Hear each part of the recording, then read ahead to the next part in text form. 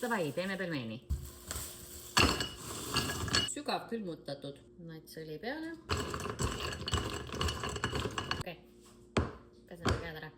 Kell saab kohe 12 ja ma olen siiamaani pidžaamades ja mul ei ole keedetud pelmeeni isu. Need lähevad õhufritüüri.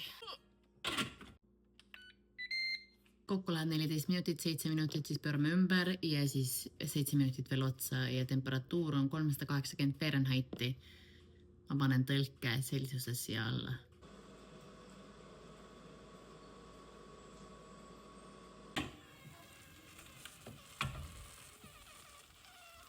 Meil on väike probleem. Mul ei ole happukoort, nii et täna tuleb ranch. Head isu!